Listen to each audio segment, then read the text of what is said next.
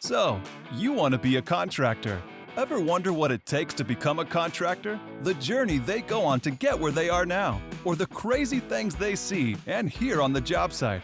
Well, you're in the right spot. Welcome to So You Want to Be a Contractor, the podcast. Join your host, Mike Fisher, as he talks to owners of construction companies from all over about how they got started, how they run their business, and some of the craziest stories they've experienced on their job sites. And now, your host, Mike Fisher.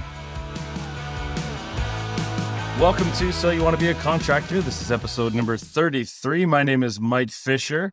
My new co-host still here is Maricela. I am still here, going strong, wearing green in uniform. I missed the memo today. And excited for today's conversation. Our guest today. I didn't think he liked what I said. Our guest today is Randy Fornoff, president at MTS Painting and Property Services. And I didn't clarify, but you're on Arizona, right? Yes, Mesa, Arizona, right outside of Phoenix. Yeah, we are covering the country. We had a couple from Texas in the past, mainly in California, but now we're in Arizona. I love it. We are. I do love it. Making our way across the country. Diversified. So we are diversified. Let's get into your story a little bit, Randy. How did you get into this? What led you to where you are now with MTS Painting? Well, cool. Well, I'm from Buffalo, New York originally, and I moved out here right after college, got married, actually moved out here for construction out to Arizona. Wasn't much construction. And so in Buffalo, there was, but, I wanted to go out to see where it really flies out there. And my cousin helped me set me up. I was first from the family to come out here other than my cousin. But, and so that was in 1980. And so it was a long time ago. So I've been out here about 42 years. And so really it's my home now. I love Arizona. It's awesome. Hot, but awesome. Of course, everywhere is hot right now, isn't it? In California anyways, it seems like it. Yeah. And so this is normal for us. Quit whining, 110. Oh my goodness. Come on. Oh my goodness. Don't get me started, Randy. We got to do it for 5 months. And so we have to motivate employees. No. We can talk about that later. But so MTS is MTS Painting and Property Services is my three sons is what the MTS stands for. So my dad moved out here a few years after me and started what really was a commercial landscape company. I had a different name and stuff like that. But he started that. I brought in the painting about 3-4 years later. I worked for what we call out here HOAs, so homeowners association or management companies. I worked for them directly. I was doing the painting for them. And I built up a crew underneath the management company. Well, it became a conflict of interest at some point. Here they are managing the property, and they're doing the painting contracting, and so it became a conflict. So he sold the whole company or all the tools and equipment, $500 I bought it from him, sprayers, ladders, everything, and brought it into my dad's company and started building it up.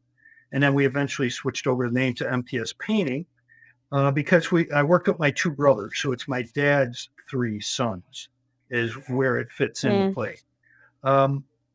At this point, that went for many years, and we built up this company slowly. Never worked for another painting company. We're homegrown. We designed our own painting systems and, how all of our own standards and, I say standards, but internal standards on how to do it. And eventually I started taking over the office work. The Randy, let me ask you.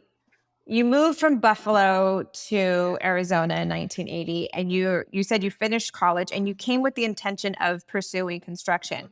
Was your pursuit, was it always that entrepreneurial spirit? I'm going to go start my own company. Is that who you were? Or were you just exploring the great frontier in Arizona?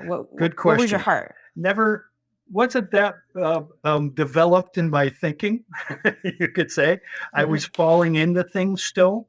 Wherever I could fall into, whatever my talent seemed to work at. So no, not an entrepreneur spirit at first. I didn't know I had that. Okay. It wasn't thinking management, wasn't thinking that. I was thinking work, support my family. I had a young family at 19. Actually, I would have been 20 at about that point. We started a family early. And so it was survival, So I worked two jobs for a while here in Arizona. I was working 12 hours, come home, collapse, go back and do it again for about a year. Yeah. And it developed it from there, and, swung a hammer for Do you about a come year. from Mhm. do you come from, so your father came out a few years later.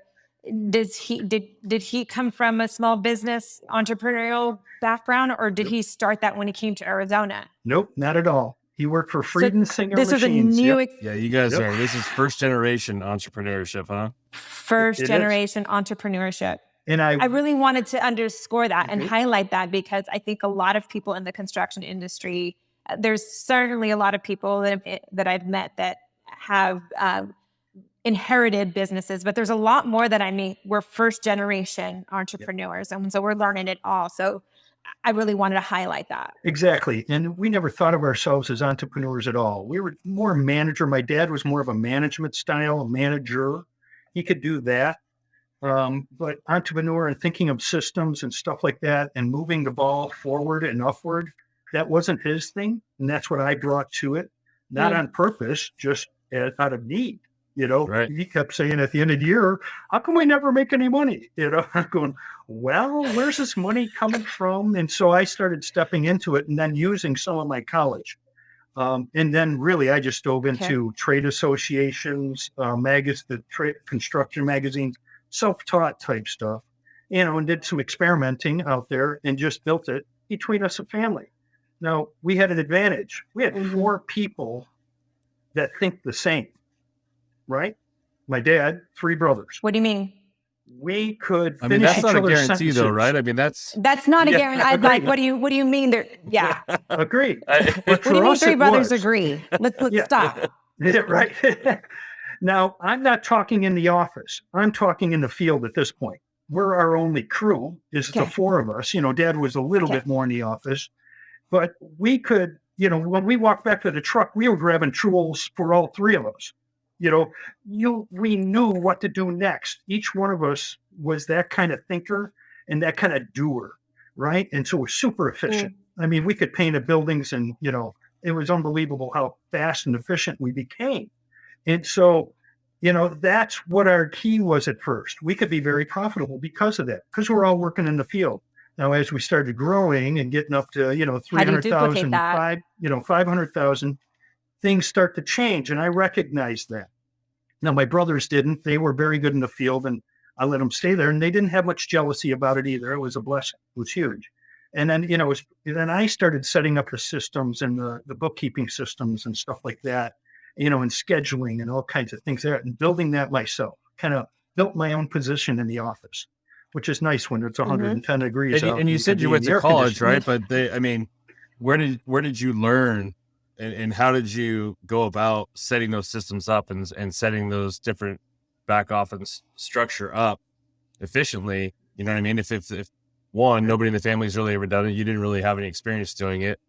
Obviously, it needed to be done, right? So there was a little bit of that need, right? That drove the, being able to get it done. But was there any sort of learning, or where did you go outside to kind of find how to do that kind of stuff? Especially in the 80s. Right. You didn't have the internet. YouTube didn't exist, you didn't have right? the internet. Yeah, we did have the PDCA, it was called back then, the PCA, Painting Contractors Association. Still, actually they call it the longest running trade association out of all the trades, continuous running since 1884. It's never stopped.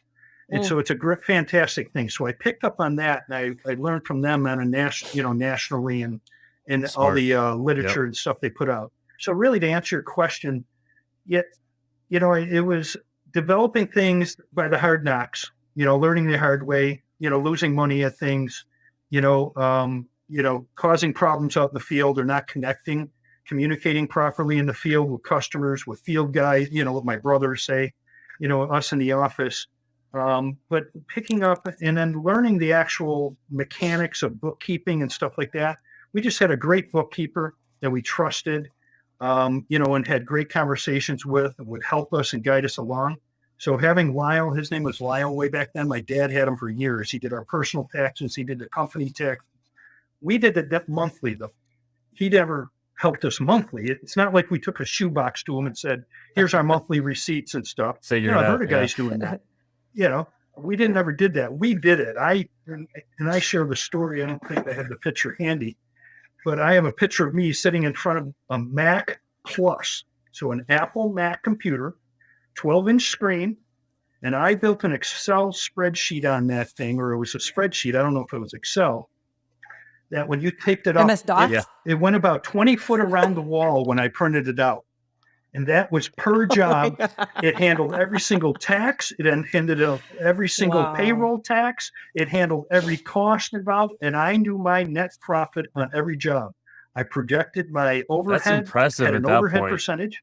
I mean, that's easy it now, would be right? back I in mean, there's so much mid-80s. technology now, but to be able to figure that out. Mike, it's easy now, and there's still contractors You're that right. aren't doing You're that. right. Yeah. Isn't that amazing? It's way easier to do. So let's park there for a little bit. Why was that so important to you? And if you could, encourage anyone listening who isn't looking at their net profitability or have their eye on that, like, how do they get started? Why is it important? What do they need to do? Exactly. How did you know so early on to do that? Right. Well, two things. So let me go back to Mike's question, and it's going to partially answer that. I came out of carpentry, so I was swinging a hammer, building a hotel, that type thing here out in Phoenix. And then the job ended. It was kind of weird. It ended abruptly. The contractor I was working for come out and said, job's over. They won't pay us anymore. We're done. We're walking. I'm going, okay, I need a job. Oops. And so I just looked at him. I said that. And he says, well, what do you got in your belt? What's your experience? I told him I took some college. I said, I'm sharp on this. I'm great with numbers. He says, I'm starting a new carpentry business. I want you to come with me. I'm going to teach you how to do estimating. So 1 year business, we did over $1 million. This was carpentry, commercial carpentry estimating. We did office warehouses, basically.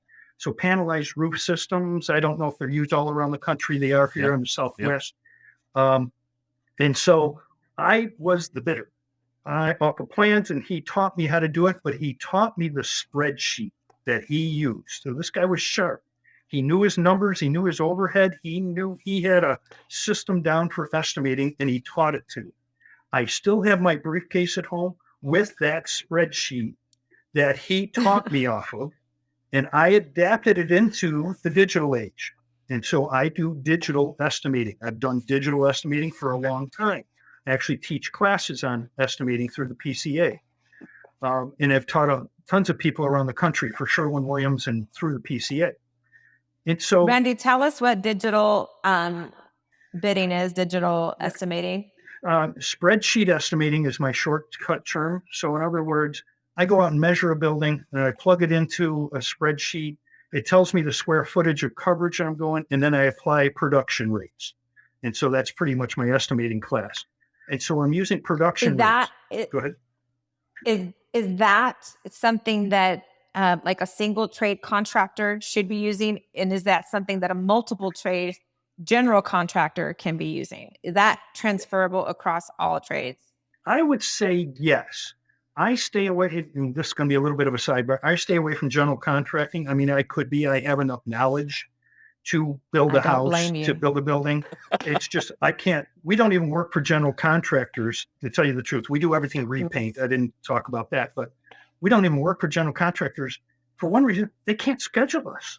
We run we're out a month and a half. I can't stop at one job for a good customer to go to this job. We run a schedule. I don't know how they do it. How do you do 16 trades or 16 different aspects, and then all of a sudden the kitchen sink doesn't show up? With no hair. What do you do? Yeah. And so, that's how it's done. So, no thanks. I'm in the wrong color. I'm going to isolate what we're good at, and that is painting, and it really is repainting. We work for owners and managers, and buildings owners, residential, commercial, HOA, homeowners association. So we work for managers and homeowners for the most part. Everything's repaint. And so we have a lot of customer interfacing. And so back to your estimating question. So we're using production rates. I'm using the square footage or lineal footage of items. I measure all that off. We have a quick system doing it. And it's really one-step estimating, but modified. One step comes out of the painting industry. One of my fellow contractors out of LA, actually, Josh Abramson out of, I can't think of his company name at the moment. but great guy. He built an estimating system. I've adapted it over the years with his permission. But so it's a spreadsheet that automates, and then it sets things up and adds up. And so I always say there's 3 ways of estimating. I can do the spreadsheet estimating, right? I can do, per square foot, and I always use surface to be painted square foot, not floor square footage. I don't paint floors. Well, I do a little, but I don't estimate by floor square footage because a 2-story building makes it totally different, right? For example. Yeah. And then so I will have that on the side, though. I'll do some comparisons to square footage of surface to be painted. And then the third way, and this is, I always share this in my estimating classes, you stand back and look at the building and say, yep, that's about $4,500. So you do it 3 different ways. When you've been doing it for 40 some years, wild, right? Wild West. Yeah. Right. That's the wild, wild west of doing it. Still. Exactly. Now I've handed this system off 4 different times to my brother, Jason. I've handed it off to Matt. He's here wandering around the office. Josh, my eldest son, he knows the estimating system. I think that's it. I think it's just there. And so I've been able to hand it. In other words, why do you have an estimating system? That's so you're consistent in your bidding. Same done, right? Yeah. Same every time. You want to be consistent, house to house, building to building. There should be consistency in your pricing. And so that's why, and then you want it handled offable so that I'm not doing it. I'm getting ready to retire. I want to retire in the next 5 years. All right. So I'm getting ready to hand it off to the 3rd generation, Josh, my son. We're going to exchange shares this year. And so it's exciting. Wow. We can talk about exit planning too. But, and so that estimating system allows me to delegate. I'm just going to sit here in my green. Just tell me. Careful. Don't get me going. You're going to have to cut me off someplace. I'm going to roll you in. I'll keep reeling you in. So estimating system, and so I would definitely suggest that for anybody. Now, what I do with that also, so you get this, so I know exactly what my gross profit is going to be or what my labor and my materials are going to be on the job. Now I got to figure out my overhead. Half the contractors don't know what their overhead percentage is, right? And so where do you base your overhead percentage on? We could talk hours on that too. But, I base it on my field labor. If you guys are familiar enough with business, I don't know your businesses, but you might understand what I'm talking about. So we don't base it on sales. It's not, which would be about 50% of sales would be our overhead. I got 6 people in here. Well, 2 are part-time, running $1.5 million company, right? We support our crews greatly. My crews start here every morning. They're prepared fully. They're super efficient in the field. That's how we choose to run a business. We don't start them at the job site. They're here prepared. And so that's a different way of doing it. And so that's why I need this office staff to have them fully prepared all the way through. Of course, we got marketing at $1.5 million. We're actually 1.6 we're going to hit this year. And so we need to have all these support services. And as I get, that's what's all your overhead. average job size, Randy? What's your average job size, and how quickly are you having to turn? It's been at about 4,500 to 5,000 somewhere there. This year it's going to jump up a lot. That's a lot of clients. Well, okay, no. How much are those projects for the same associations or client versus all the other like homeowners? That's actually, now you're getting tricky on there. So the math is going to get weird. I haven't figured it out for this year, and we've expanded on our contract size because we've landed a lot of HOA jobs, $125,000 jobs, $150,000. It's been awesome this year. And so we've been very blessed. I think what it is my fellow contract painters out there have finally raised their prices because of the supply issues and the price increases. So they're finally raising their labor too. And where I do every year automatically, there's another note for your contractors out there. Raise your prices every year. Costs don't go down. They go up. Every year I give raises. Well, don't get me started, but I'm going to ask you a question. Do you get free estimates? Yes. Oh, Marcel loves this one. We still do. Here we go. Yeah. Here we go. Now, I've debated this question for years. We got a guy in the PCA that talks about, I charge them $100. They get it back if they give us a job. And so are we out there to consult, or are we out there to estimate? Do we want tire kickers or not? I'm at a 33% close rate. If I was worse than that, we qualify big time. We qualify our customers.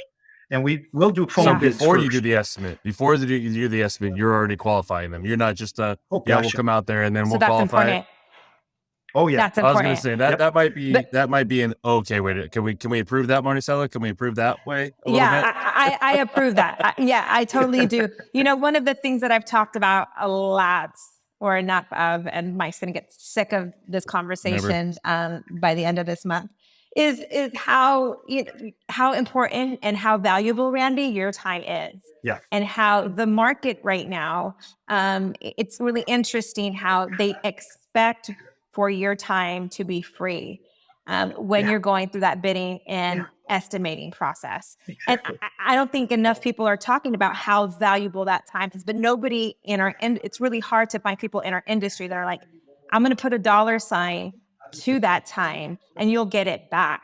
Because there's not enough people raising their prices every year to pay their people more.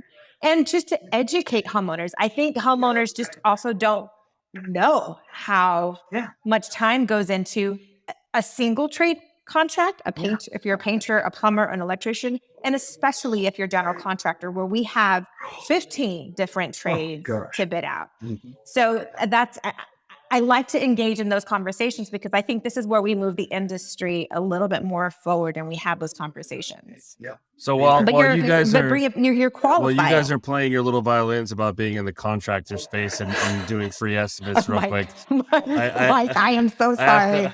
I have to let you know that my industry is probably worse, right? I do insurance. We do hours and hours and hours and months of work, and then we might not even get your business, and we don't get paid at all. So it's out there in every industry for sure, right? I mean, there's that. You have it worse. But Mike, look, this is what I'm going to say, and this is something that Randy talked about, is that you're qualifying. Right. And so I know you cast a wide net, and I know that's important, and we all have to cast our nets to a certain degree, but there's this qualifying process. And we have to be okay saying no to the people that don't line up with the values of our business, right? Exactly. Well, it sounds like if we go back to your business increasing this year, right? And you said it was because people are finally raising your rates, which I assume means that you're becoming more competitive, right? Like you've stayed steady at a certain level and like you said, raising your rates every year. And now finally people are starting to get a little bit underwater and they're finally raising the rates and you're becoming competitive again. I guess my question is then, how did you survive for so long when everybody was undercutting you? How did you stay alive and retain business and grow even if you did, if everybody was out there undercutting you? And on the flip side of that, what does the next 3 to 5 years look like if you're gaining that much traction now? Yeah, good question. And so I would say because of the quality work, because we, follow through and we control our field or control our quality, maybe might be another way of saying it. I noticed that, or I figured that out about 15, 20 years ago when my brothers, or when I was coming out of the field and there was less of my brothers influencing the job, all of a sudden I did notice that we were dropping off on customers and going, and it was because our quality wasn't following through. Because like I said before, me and the brothers knew what to do in the next second. We knew the quality thing to do, the next great thing to do. Try to train that to somebody else. Try to train common sense. We always had a huge argument about common sense within our family because we applied because it's not so common, is it? Yeah, it's not so common. Well, Dad would always say, well, there's a right way to do it. And then we'd say, no, Dad, there's 2 ways to do it, and they both can be right. And it was terrible argument. And every once in a while, my sisters would have fun. I'm the eldest out of 7. And so family was interesting. Yes. Tight family. My kind of family. Oh, yeah, it was a lot of fun. So I got 7 grandkids now. I got 8 kids myself. And so it's a ball. You have 8 children? Yeah. 3. Randy, 3 and 3 and then 2 together. Kids. Yeah, Brady Bunch plus 2. Right. And so, it was. But Randy, you raised a family as a young entrepreneur, and that is to be celebrated. You did and you had a small business, so that's like a 9th child and your first child. Yeah. Like that's an incredible amount of responsibility. Like you did it, Randy. Congratulations. And really my dad, I got to give my dad responsibility for that. His theory was 40 hours a week, go home to your family. I want you rested up. I want you to go back to your family's more important. It was always Dad's goal. Dad's thing was to have all of his children working for us. He wanted us to all live on the same cul-de-sac. And we all went, oh no. But that was his dream. So to hand it off to the third generation, this is super celebration. He's back in Buffalo right now. He's flying back in the next couple of days here. 87 years old. I mean, he's still, Awesome. tight family. It's awesome. I forget where we were. Randy, that's the beautiful thing of this conversation. Neither do we. We just Doesn't kind matter. of We go just with the keep flow. doing it. We're hanging out at a coffee house here talking. I think that's one of the big, that was the most attractive thing for me in coming into this line of, and then this industry, is that I could come in, work, and still be a mom. I could drop my kids off and I could pick them up and I could be at all of their games. But I can't do that if I'm saying yes to every client. I can't do that if I am not putting value and dollars to my time, right? If I'm saying yes to everything and my net is so wide and I'm just saying hello to, it's going to swallow me up. So it's understanding what the values are, what the standards are of your business, and who you should be working with. And so I'm going to bring it back into like your client relations, because if you're $1.6 million and your average job size is 4,500, those are a lot of people to make happy in your clients, right? So like, do you have a client? Whoa. That many jobs. I don't want to do 350 of anything in a year. Nothing. Literally nothing. That's a lot. Oh, we love it. That's a lot of personality. 3, 4, 5 jobs, different, maybe even person. 6 sometimes. Different jobs per week. So how many crews do you have?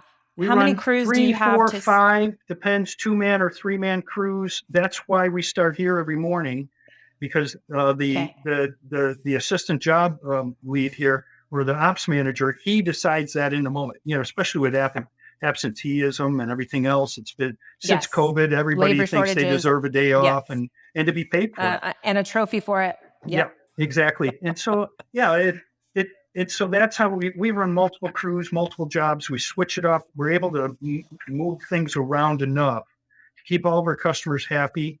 Back to that, you were talking about, your minimum job, or, they're charging for estimates. No, we don't do that. But, when people say, oh, do you do small jobs? Yes. But our minimum's 150 plus materials. Why? Why so much? Hold it. When was the last time you took your car to a dealer? $150? You took your car to the dealer. Yeah, $142 an hour. My mechanic is that I take my trucks to, and I took my truck to him. Hold it. I'm coming to your door with my truck full of tools with 2 guys in it. $150 is cheap. I was going to say, yeah. Oh my gosh. Oh my word. We explain that. So we explain it. And so back to Mike's question, what kind of customer we're after. We're after that more detailed customer. That's what got us through. People that want it done right the first time. People that want the expertise. At 40 years of experience in this stuff, I got a lot of expertise, and I share it. And if they don't want that, that's fine. I'm not going to cry over it. We got a 33% close rate. I'm going to lose 2/3. We all know that in sales. We're not going to get every job. I don't want every job. And so we just go after those customers that we think are fit. And if we're taking a phone call and they sound like a tire kicker, we ask them for their address. We look it up on Google Maps. I can do a lot of measuring and ballparking from Google Maps. Yeah. In fact, I do all my measuring from Google Maps. We do all of our measuring. Oh, wow. We still go to the job and meet the customer. I'm not saying, I still got to go touch it. I got to see if it's chalky. I got to see if it's peeling under here. I got to see how crowded it is. And the dry rot. Yeah. Right. Plus, meet the customers to interface with the customers, see what kind of customer we're running into. Is it a, do I have both of them there? The whole customer sales thing too. And so Randy, let's talk about clients, and let's talk about homeowners, because sometimes homeowners don't know what it is to be a good client and what it is to be a bad client. They just don't know. Yeah. What would you say in what you do? What makes a good homeowner a good client for you? And then I want you to tell me what makes a homeowner a bad client. Like what should homeowners not be doing? That's a good question. Well, I kind of explained, kind of our ideal client, somebody detailed, not over detailed. We can talk about horror stories. We have those too, of course, or it's the ones that change, in the middle of the job. All of a sudden the husband gets involved at the end of the job and he's an inspector, and he's expecting everything and expecting the house to be brand new again. Hold it.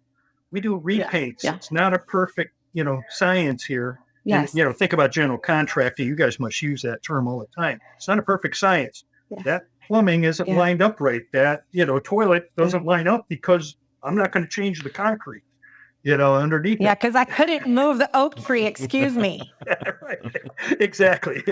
And so, with the clients like that, that's most of the time what we're looking for. But we deal with all kinds, it's funny, you guys have done it too, where all of a sudden, especially when you get into color out there and, and you've got the homeowner going and all of a sudden they start arguing about color, the husband and wife. It's like, hold it. You almost got to turn into a marriage counselor, there's a couple of tricks. There's a couple of tricks we do. Even in our sales and in our qualifying, I just did it yesterday in qualifying a customer. And this lady, the way she presented herself on the phone, she was different than the average person. And I was trying to nail it down while I was talking to her. We use a DISC profile. So DISC, direct, interactive, C, conscientious, and the S is steady. And so, there's a bunch of different personality tests out there. Well, all of a sudden I identified what she is. I got a cool sheet, actually. I keep it right next to my desk. Comes out of Entree Leadership. So this thing's pretty cool. Okay. And so one of the things is when she got off the phone, it was like at the end, she was real quick. I'm going, what was that? We got done with all the information and that she was done. I thought she was a talker. We were on the phone for like a half an hour. I said, okay, what kind of customer was that? And so we use that in our qualifying. So I wrote down C. It ended up being C, cautious. And so about the telephone, this says call length, only long enough to give all the facts. Don't try to push it longer than that. Same with the conversation when Matt goes out and visits her to go measure her house and talk about her painting. Don't. So you're passing that information to her, to the next person. You're passing that information on the baton. Yeah. Don't start talking about her dog. It's not. She wants to get to the facts. I like talking about the dogs. I'm that person. That's so brilliant. I know it. So obviously, if you're in sales, doing that is important, right? And I've been taught a lot of those things, and at times, and still work with a lot of that stuff, kind of in the background, right? But I love that you guys are actually putting pen to paper on it and passing that information along through the sales process, so that everybody in your company that interacts with that client knows how they like to be interacted with. And I'm sure you get them wrong sometimes, right? I'm sure you might profile somebody as an I, and they may not be, and all of a sudden, you're going down a path and it might not work out so well. But the fact that you're even putting effort into it, makes you light years ahead of so many other people, especially in the construction industry, right? And in the contracting space, right? I feel like this is probably going on in a lot of white collar industries, but this is literally the first. I've done 150, almost 200 of these things. I've never heard that from a contractor. Oh, really? So it's I love hearing that. Yeah. Again, this goes back. Randy, I'm hearing that you're very systems oriented from the start, where you had like a 40-page Excel sheet that talked about all the things of the project. It feels like that is one of the roots of who you are. You're very process oriented in an industry where we should be very process oriented, and we're not. Most people just that work off really the yellow does pad. give you, yes, that there's lots of leverage in that. Yep, big time. Exactly. And so really, and you asked that question earlier too, why do it that way? Why have the estimating system? Why have all these systems and processes? Well, a lot of it is to record the data that it comes back in. So I know, or let me maybe share this. When we do invoicing, the invoicing comes to us before it's sent. We're already looking at our job costing. Every job has a job costing in it. The estimator checks off on it. The operations manager checks off on it. And then normally I view it too. Most of the time I do it because in case it's somebody I know and they come up to me in church and say, "Oh, thanks for painting our house."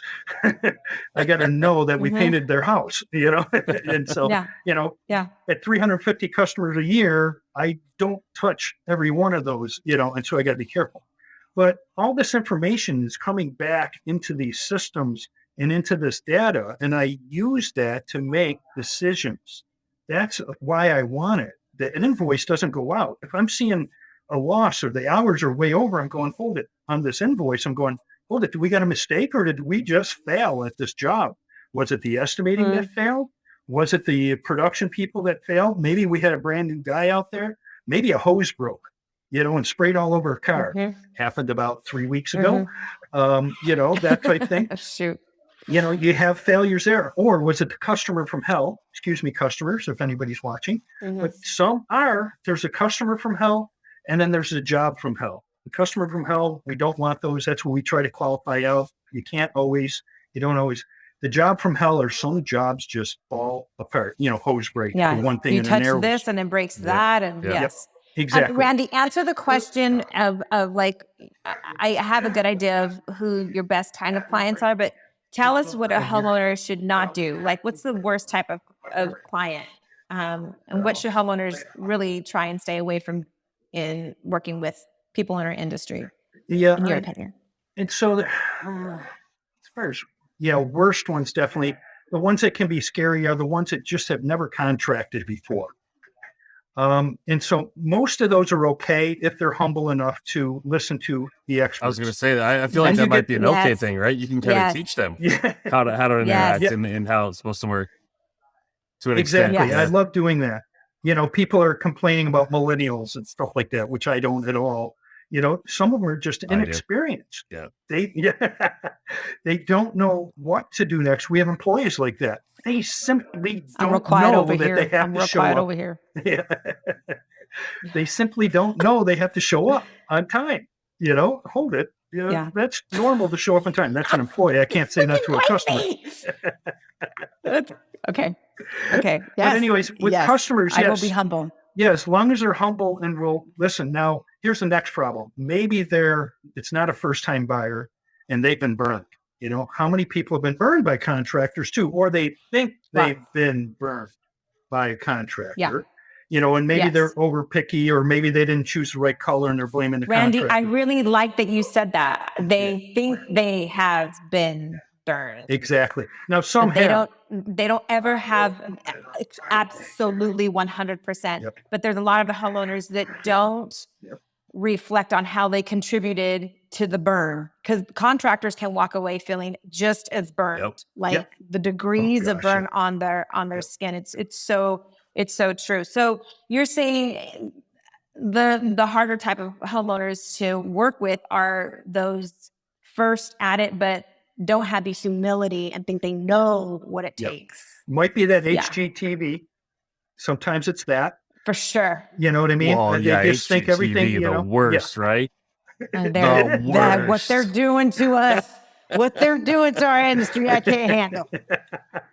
Now, what are you going to do? You're going to retrain them? So what I'm looking for is that humble customer that would be willing to listen to an expert. Now, of course, I got a lot under my belt and I can prove it. And I can show them the differences, and it used to be Consumer Reports. I dealt with that 20 years ago and 25 years ago. But Consumer Reports says you got to do it this way, or it's got to be this way. Hold it. Did you read the question that they asked in the survey that the consumer, and I would pick it apart. So if they would show me the article, I could pick it apart and say, well, that's not fair. Comparing Bear to Sherwin-Williams, that's not a fair comparison. Of course, theirs is cheaper. They sell it to everybody. I get Sherwin-Williams for like half that price. So it's, for the cost effectiveness and stuff like that. So that customer can be tricky if they're not humble and they're just rigid. I want this done and I expect it done tomorrow because they didn't know there was a television lapse in there or time lapse in the television show. We did Randy, I try to say, for in my qualifying process, I'm looking for a homeowner who is looking for a partner, right? Who is looking to dance, not like a dance is a flow, and they're in a partnership. There are two ideas and there's reciprocation, there's back and forth. That is our ideal client. If you're looking for a partner, if you're looking for somebody to tell what to do and tell them how to do it and when to do it and what, I kindly say, no, thank you. That doesn't work well because Randy, you have so much value. A lot of people in our industry have so much to offer.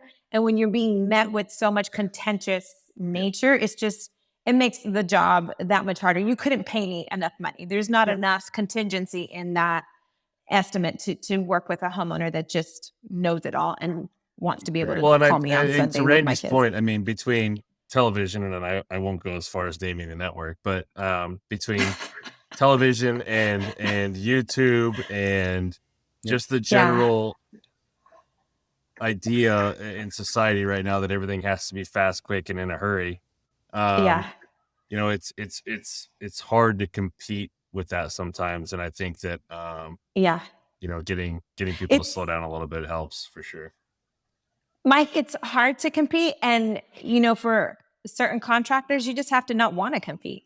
Like, if we have homeowners that think that they can do it for X plus Y, they should spend the time going finding that or doing it themselves. I do not need to be a part of the solution for you. You have it all figured out. I do not need to be here. Exactly. So it's just gracefully bowing out, and it goes back to that point of like, we don't have to take every project. Like, we don't have to say yes to everything. I want to work for however much I need to work and then go off and be with my family of 8 plus 1. Like, Randy, that's really important. Well, so client relations is a big deal. And back to my original my question, I think kind of got us down this was, you know, how did you survive when everybody else is underbidding you? And I mean, again, I've done 200 of these.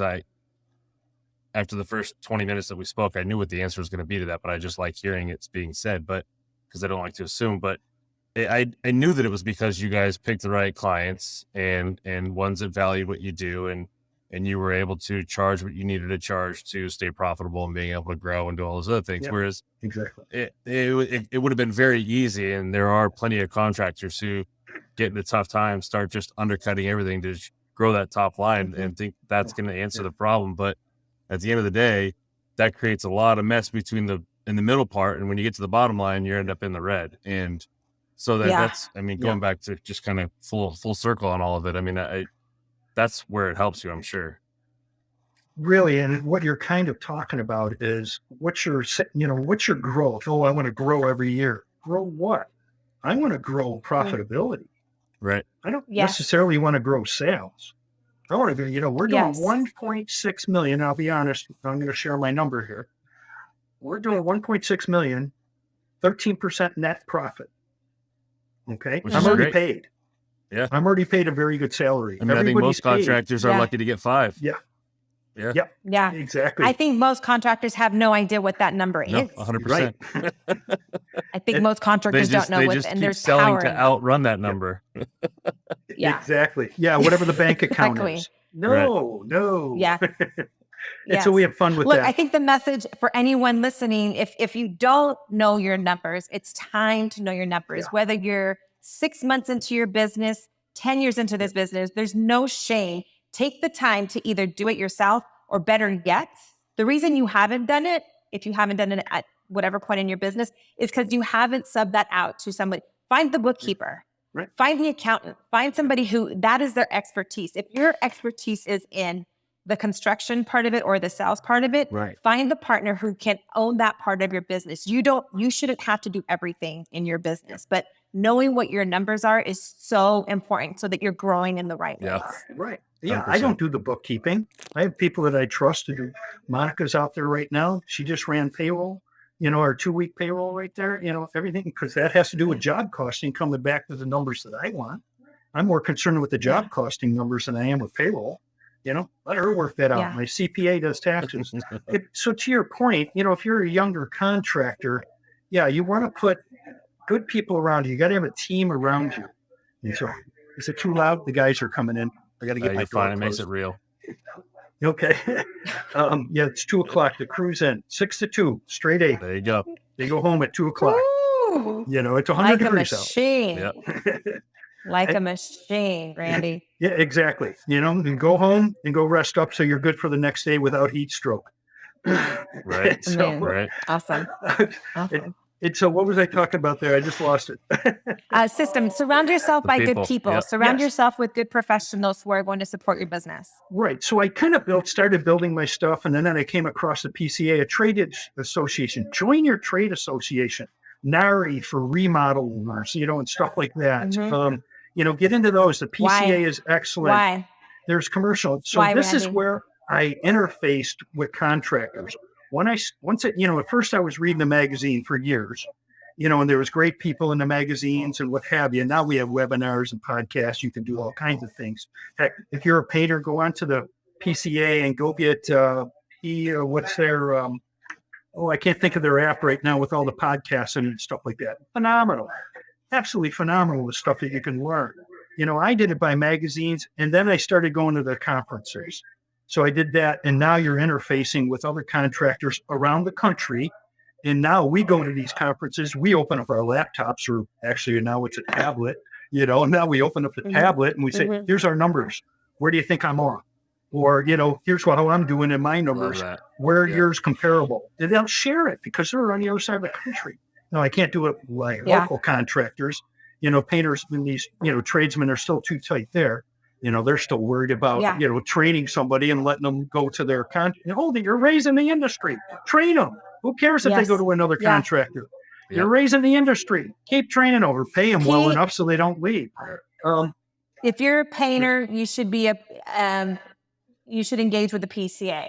Oh gosh, yeah. If you're a painter, that's the Association for Painters. So I'm throwing that nugget out. If you're a painter and you're listening to this, Google PCA and become a part of the association. I'm also going to shout out to PCA. If you would like to sponsor this podcast, so you want to be a contractor, feel free to drop us a DM.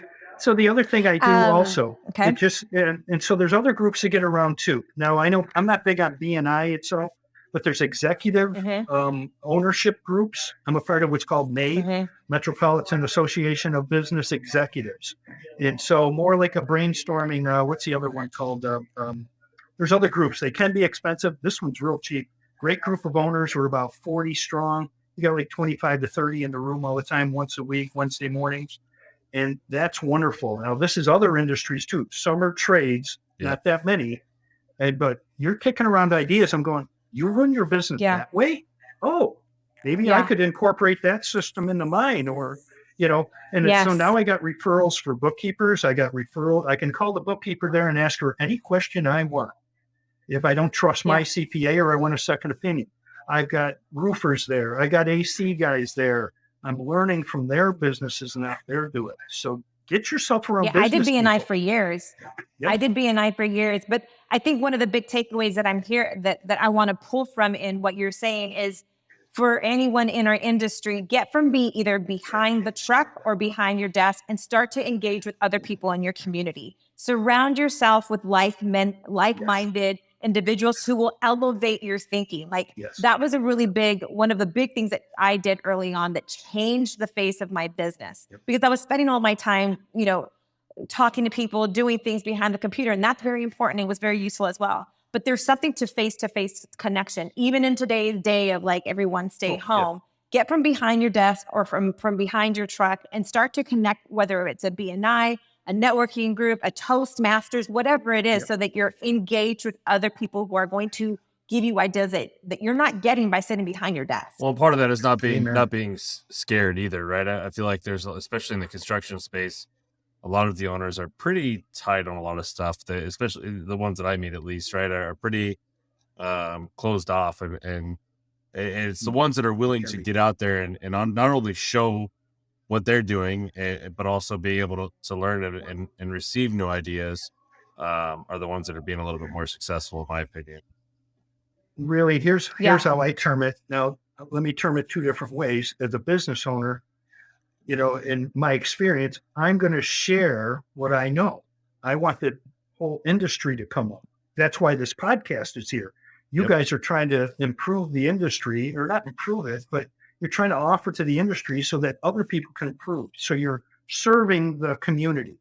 That's our theme here. That's part of our mission. That's our biggest part of our mission. That's our keyword around here. Everybody throughout this company, 12 field painters, 6 people staff in here, is we serve our customers.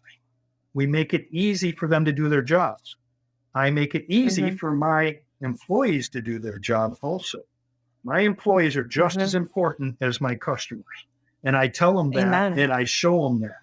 And so that's very important. I'm all about culture, and I have been for decades, building that culture up. And so we have to. But maybe let me put it in a different term. When I start giving back to the community, the PCA, and teach classes for them, and right now we're actually training ex-cons coming out of prison. They come out of prison, go into a 90-day program, and then we're on our sixth 4-week class, sixth group of 4 weeks long. We teach them in the classroom 2 days a week, and then on the weekend they do 2 8-hours in-house training or on-the-job training. This program is unbelievable. There's 350 ex-cons in this. What's the name of the program? It's called New Freedom. Phenomenal. I love that. They have a 97%. Is that 97% non-recidivism rate? Awesome. Wait, Randy, is that a group that's specific to Mesa, Arizona, or is that to Phoenix? Nationwide? Phoenix right now. They might have expanded a little past that. I'm not sure. It's pretty much Phoenix right now. It's a program. It's been in the prison for a while. They actually have groups that go into prison, talk to people, and see if they want to choose this program. It's really a mental health program for 90 days. So they're doing tons of counseling, tons of change that nugget, and get them thinking. And then we go in there for 4 weeks and we train them to be employable. Some of these guys have never worked a normal job. They don't know how to be an employee. We drill them with 10 minutes early, 10 minutes early. You should, John, that's another painter, a good friend of mine up in Phoenix. It's his lead on this. It's so funny. Well, we go through all kinds of things. What a fantastic program. Were you asked to be in that, or is that something you sought out? John kind of ran into it, and then he had a labor problem, right? We all had labor problems. We don't have a labor problem right now anymore. And the contractors that are involved with this, they do the training. I go there on Wednesday evenings, and I help teach the class and set them straight. We got 120 people in the room that we're training. Now, some of them are graduates, and they haven't graduated from the 90-day program yet. So they're there witnessing and helping us. My crews that I've hired, the 3 guys that I hired out of there, I actually had 4. We had 1 guy fell asleep on the job, on the driveway. He went back to Doesn't drugs. always win. Yeah, drug use. Okay. Most of them are drug use, so they got to break that. And so is it perfect? No. Can you send them into an occupied home? I have trouble with that too. You know what I mean? I got to be careful with that because they are felons. Yeah. But if we can work around that, and we have ways, I'm not going to talk about that. But it's just a fantastic thing to give these guys and gals actually right now. It's still co-ed. They're actually changing that. They bought another hotel up the road for the women to go through, but they had to separate them. It's just not, there's too many problems happening. Yep. And so just that, and then we hire them for $18 an hour. They might not have a license, no more, no less. We have to hire them for that. We have to hire them legally. So they have to be legal contractors. They can't be off the books. They have to be legal contractors. And then, we got a ton of contractors teaching them on weekends and on weekdays. And then they hire them for $18 an hour, and then they go up from there. All right. And so we've had 4. Randy, I'm hearing I'm going to pull 2 things out of there. Where you started on this part of our conversation was serving your community. Yes. Right. And going into it with that heart of serving your community, you also found a solution to a problem that everyone in our industry in every industry is these labor shortages. I don't know if you went in with that heart, with that intent, like expecting to receive that on the other side, but going into any situation with the right heart of service, man, it's really impressive what you come out on the other side of that. Exactly. I mean, that's really cool. I serve the community, and that's our major mission statement, right? But I'm still here to make profit. It's just a tiny second behind that. That's all. It's just not first. You got 8 years, Randy. I understand. And so when you serve the community, grandkids. Dave Ramsey, that's another podcast I listen to. That's another influence that I've had over decades is Entree Leadership. Yes. Sign up for that podcast or their consulting services too. They're going to help point you in the right direction and help you think about systems and processes with people in mind first, of course. But, just thinking about how to serve others like that, and how they teach it is, serving your profit is the reward for serving people well. That's all it is. Mm-hmm. It's going to come. Like Mike was saying, right, Mike? That's how I kept my customers going, or how I kept the business going through the downturn and everything else. And so we serve our customers well. Profit is going to come from that. Now I teach that in a culture all the way down into my crews, into my staff here. And now I'm teaching it at New Freedom. Do the next right thing. To be the best version of yourself and do the next right thing all the time. Now we all have bad days and that's okay. Forgiveness is key, right? And we're going to give a lot of chances. We probably keep people on too long sometimes. That happens sometimes. It's easy. Yep. It So is. before we get serving the into community. Marcelo's favorite section of the rapid fire, I want to chat about marketing real quick. Just because I know that in this space there are many different levels of branding and marketing, and I just like to know kind of where everybody is on that. While we've been here, I'm kind of looking you guys up and not seeing a lot, but I guess doing work, obviously in the association space, maybe, something like Instagram or YouTube or Facebook isn't as necessary, but it sounds like you guys do a lot on the residential side too. So what are you doing from a marketing and branding standpoint to make sure that people know who you are and are, whether they're coming to you or are saying yes because they can find you somewhere and know a little bit more about you before they say yes? Good question. So, let's talk about the different segments of our business. So we do everything repaid, about 50%, maybe a little less. Actually, this year, I haven't looked up the numbers yet. It's residential, interior, exterior, everything repaint. No new construction, barely work for any contractors. We do occasionally, but pretty rare. The other portions are HOA is probably does the other 40% and about 10% in the commercial repaint. So office warehouses, retail, and executive suites type thing, mostly exterior on the commercial. HOA is all exterior too, unless we do the interior of a clubhouse or something like that. And so in the residential marketing, you're starting to see stuff. We're just stepping into, here's my goal. Well, our first marketing is branding and doing the right job. It's all word of mouth. We're blessed. I mean, even with 350 customers a year, we get our best is, of course, treat our customers super well, get, newsletters out to them, get them, remind them that we're here. So word of mouth, previous customers, that's our biggest. I was going to say real quick, that's probably one of the main positives is having that many customers, right? I mean, it's a headache for sure, but it snowballs. If it's a numbers game as far as referrals, I mean, rather than doing 5 jobs for $1.6 million in a year, if you get 350, you got a much better shot of more people referring you guys. And make those clients raving fans, and it spreads like little wildfire. I want their whole family's paint job. I don't just want their paint job. And we started that 20 years ago. I figured that out. And it really goes with when our quality went down. That's what I want. I want lifelong customers. Now, people don't paint all that often, but actually they do.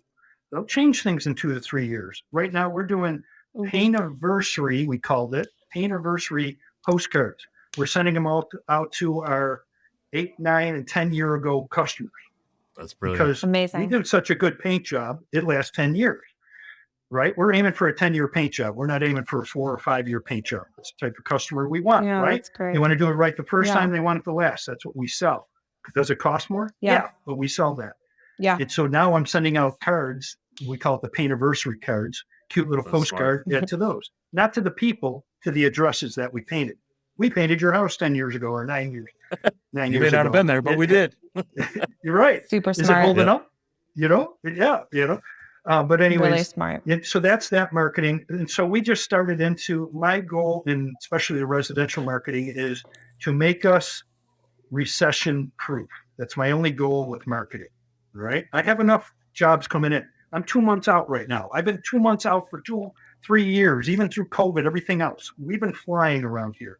I couldn't get enough employees to grow fast enough. And I still can't because there's no quality. I don't have craftsmanship. I can't hire craftsmanship. I can barely hire 2, 3-year-old experienced painters that think they know it all, but they have a long way to go. So we have great training systems and we're developing. But anyway, so that marketing, right now we just stepped into the PPC realm, SEM, so search engine marketing. Optimization. Right? Yeah. The SEO, we've always been doing that here and there. So we stepped into the PPC. We hired actually a consultant, so a marketing consultant. I tried 3 different ones over the last year and a half, they did pretty good. McKenna was great in the beginning with marketing, internally doing our marketing work, but she left. It's hard to keep them. It's hard to keep them here. So I hired an outside consultant, and then we just do the minor stuff and let them tell us what to do. And it's starting to work. We're just in the beginning. So that's why you're not seeing much out there. We've got a pretty good website. We're building that, we're still building and changing. As far as the HOA and where we market there, we don't market to commercial right now. I've had a great couple of customers, the big property management companies for the commercial for years. They're a pain in the butt. I don't want to expand in that area yet. I don't have what I need to do it. And we can talk about that different time. But the HOA I go after, we're part of their trade groups. We put on trade shows for the managers. They get a day off. We just did one a couple of weeks ago and got 350 cards, business cards. And now we're marketing to them, newsletters, LinkedIn, following up with the conversations that we had there. I've got 3 or 4 leads coming out of that. Now it costs us $2,000 to go to that show. It costs us $1,600 a year to join that that association. And we're part of 2 of them, CAI, this one's called AACM. They're a great group of managers, and they go to training and stuff like that. So they have monthly meetings also that we can be involved. So there's how, there's the marketing. There's a lot of the old school stuff, which I love. It's the old school stuff. It's super cool. And there's a lot of value in that. And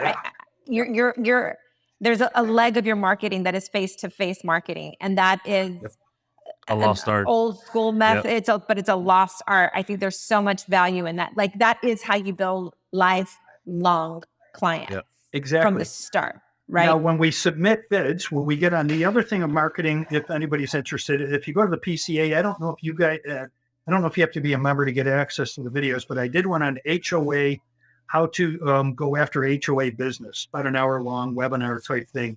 And it's very worthy if you can get to it. It's got to be about 4 years old now, but it talks about how to get in there and what to do once you're in there. It's a different ballgame when you're dealing with managers. Because I'm dealing with the manager, but they don't make the decisions. The board members make the decisions that behind them. And I can't get to the board members unless I got a beautiful proposal with photos and notes with arrows and serving my customers through the manager, serving what the board needs, the board of directors needs. Now, I haven't even met them. I can't even do a disc profile on them.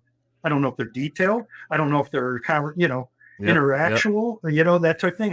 I go to board meetings occasionally, only about 1 or 2 a year. I can't get into any. They won't allow me in. If I could get in there, I can do a lot better, obviously. Yeah. And so I've got to do it through the manager. And so I serve the daylights out of the manager, make her, most of her she's, make her job easier to help the board make their decision. And that's how we serve them. So that's all snowballing right now. Now they tell their fellow managers, have him get a bid. I don't care if he's expensive or not. He's going to teach the board. Or they move to a different company, right? Like they go from one management company to another, and you've got those relationships. Exactly. Yeah. And so it takes time. This all takes time, right? And so all of it takes time, but you also have different legs, which I think is really important because I think another thing that is pretty consistent throughout our industry is that we all lean on the word of mouth too hard. So having different channels for your marketing is really, really important. Yep. And I really, one of the big takeaways is the value of being in front of people and being in the community in that way. That's great. So before we wrap up, let's do rapid fire. Oh, wrap up. Go ahead. Yeah, no, we do this little segment. Marticela Brigg brought this on. This is one of her many additions to this podcast, but it's been great. And so this is fun to do before we finish for sure. Yes, because we want to be a resource. This isn't just about storytelling. This is a way to help others grow.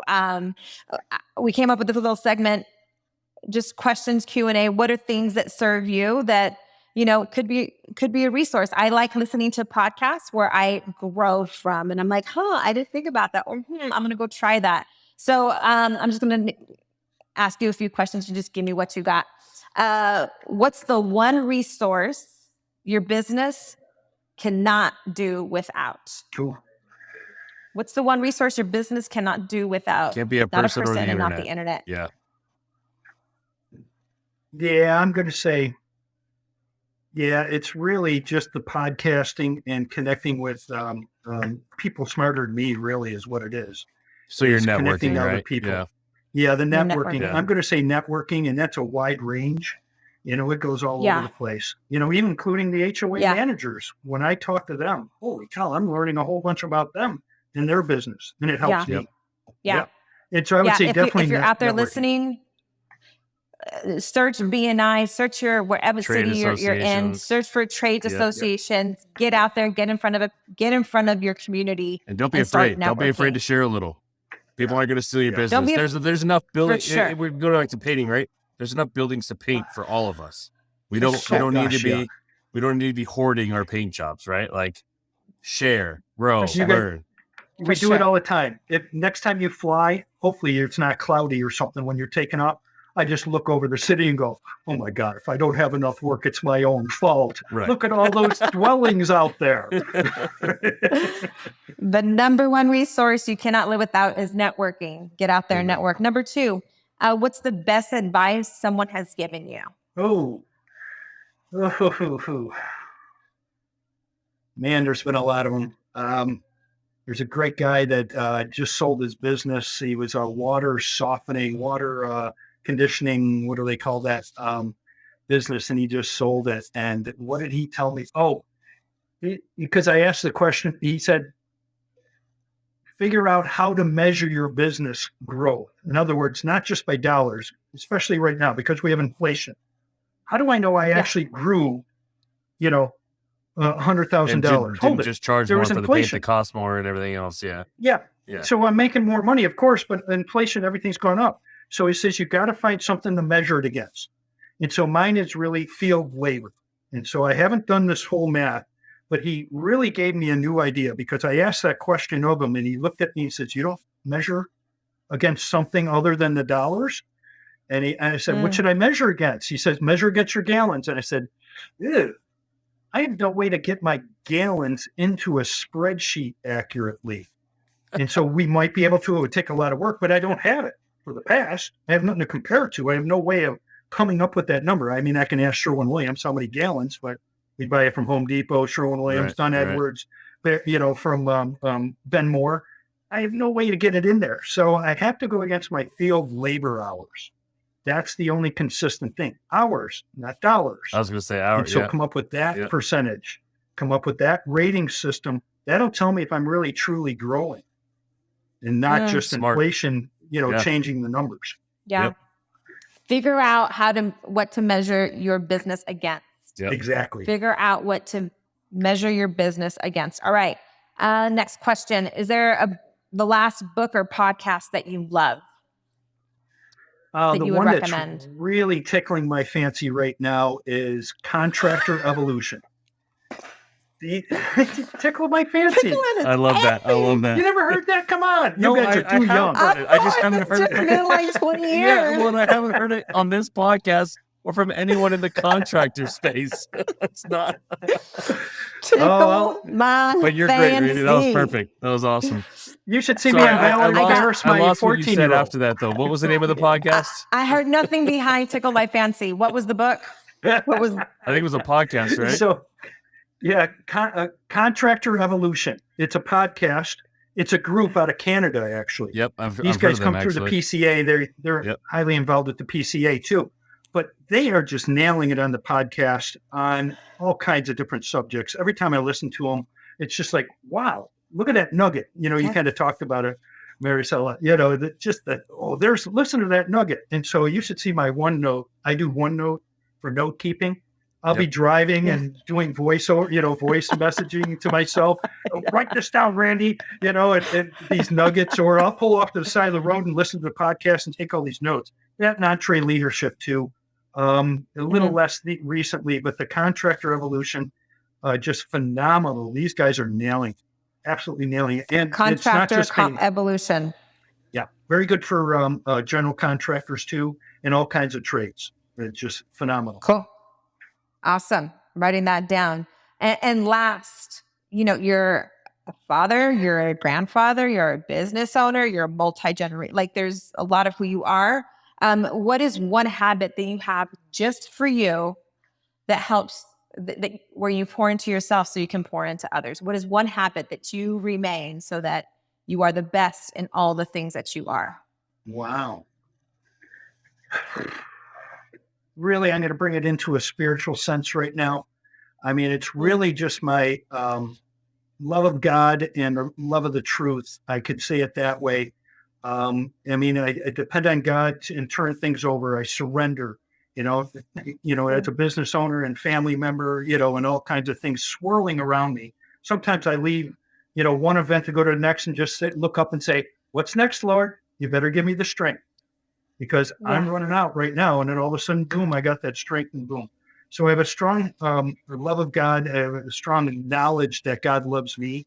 And so that faith takes me a long way. I can step into serving people. I can step into serving my wife as soon as I get home, that whole thing. And so I think that's answering your question, but it's really being able to have something bigger than me that helps me, go over to New Freedom and teach these guys. Now, I lost my son, he was 33-year-old, about a year and 2 months ago, to fentanyl.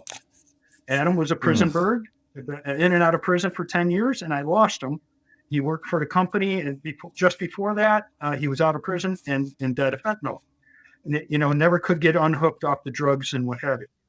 And so just that next step and go serve and speak to that.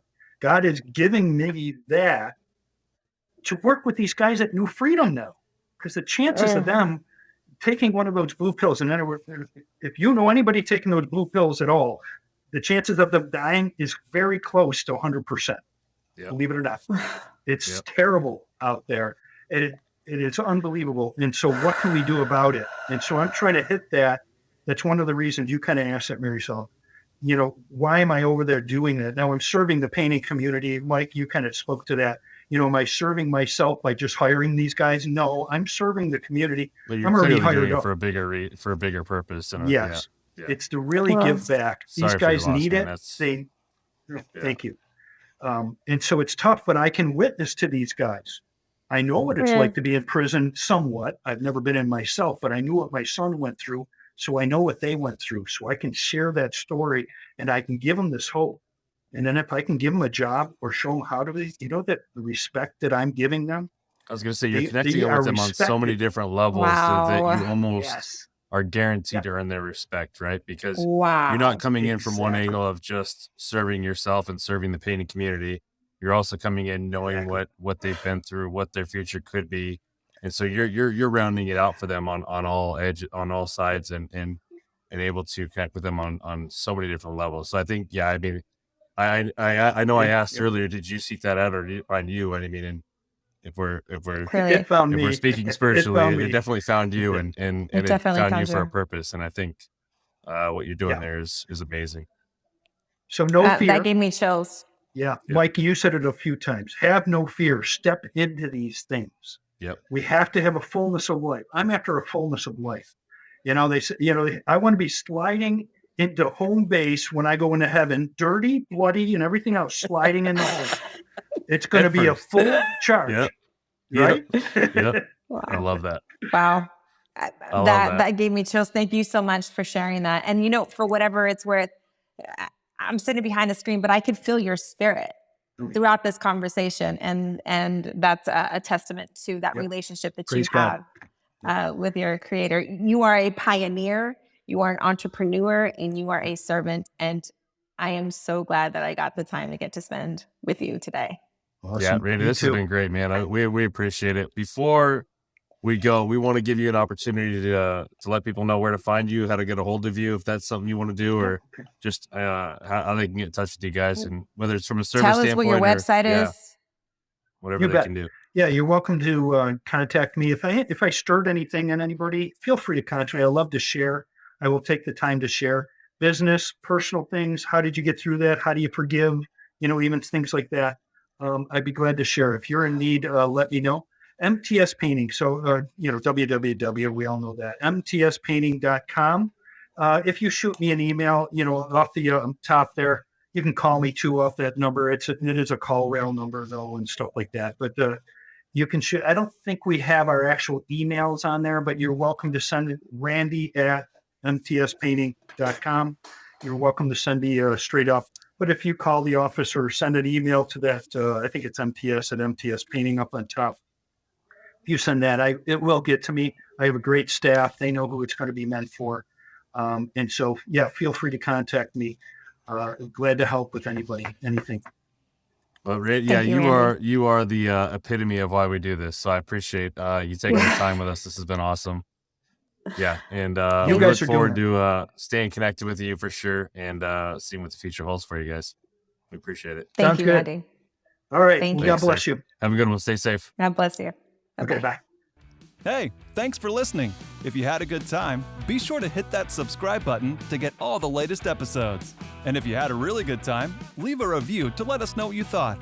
Until then, go gather some crazy stories on your job sites, and we'll see you next time on So, You Want to Be a Contractor.